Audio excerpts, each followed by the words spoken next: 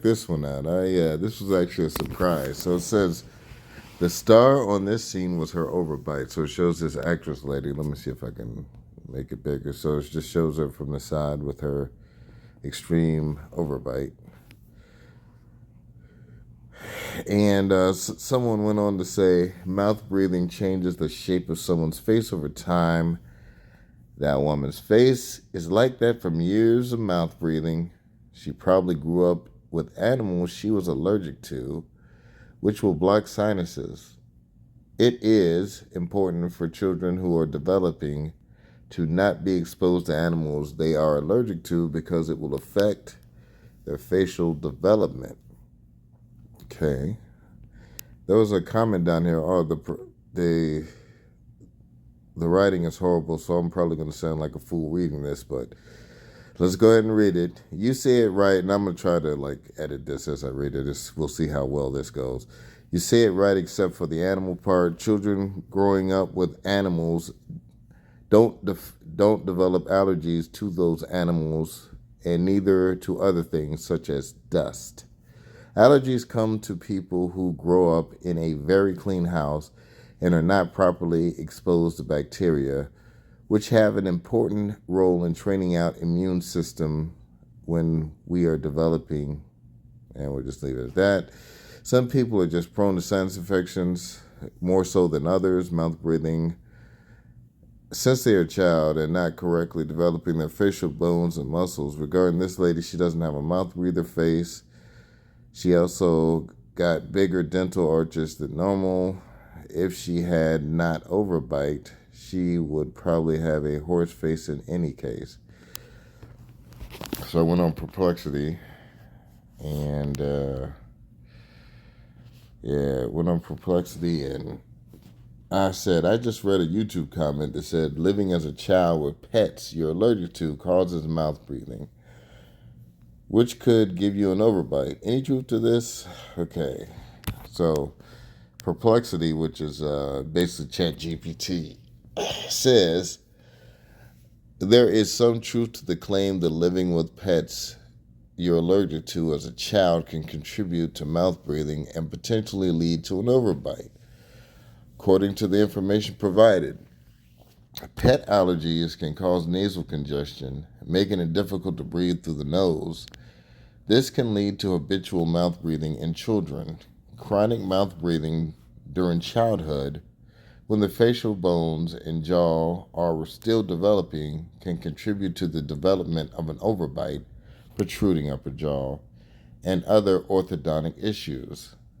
The nasal congestion and inflammation caused by pet allergens such as saliva and urine can obstruct nasal airflow, forcing a child to breathe through their mouth to get enough air. Mouth breathing over an extended period can affect the proper growth and development of the jaws and facial muscles, potentially resulting in an overbite and other, malocclusions, such as a misaligned bite, I guess. So, while not a direct cause, living with pets that trigger allergies and chronic nasal congestion during childhood can indirectly contribute to mouth breathing habits. What do you mean indirectly? It sounded direct to me. It says that if pet allergies can cause nasal congestion, making it difficult to breathe through the nose. It can lead to habitual mouth breathing in children. Of course, ChatGPT, doesn't want to say anything negative about dogs or anything like that. So it says, while not a direct cause, even though it just said it was a direct cause, living with pets that trigger allergies and chronic nasal congestion during childhood can indirectly contribute to mouth breathing habits, which may in turn lead to the development of an overbite and other orthodontic problems if the mouth breathing persists for a prolonged period. Okay.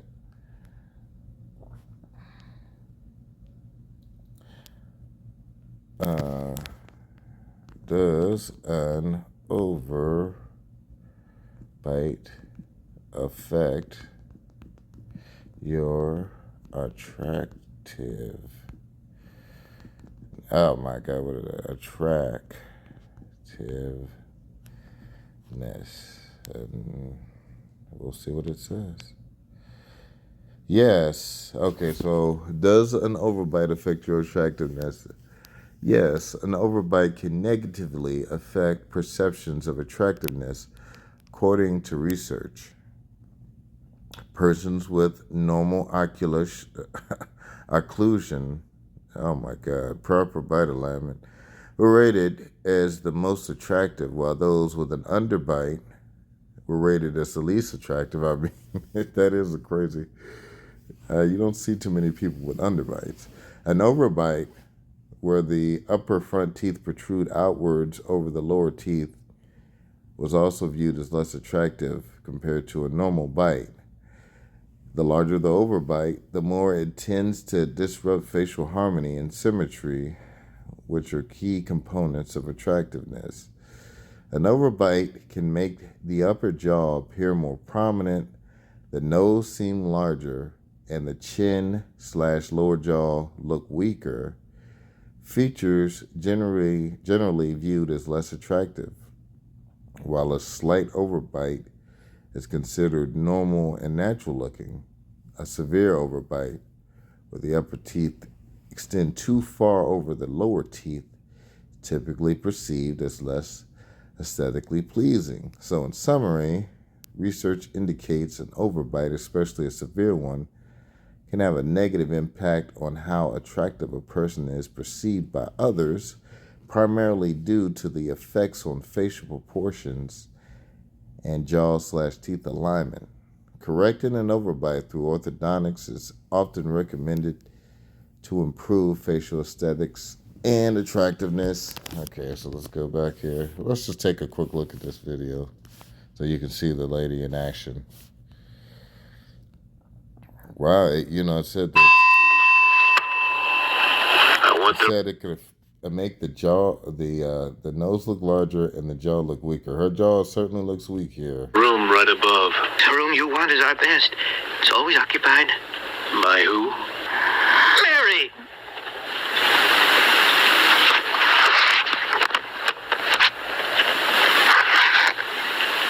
It's free now. I'll see to it. He's tall, isn't he?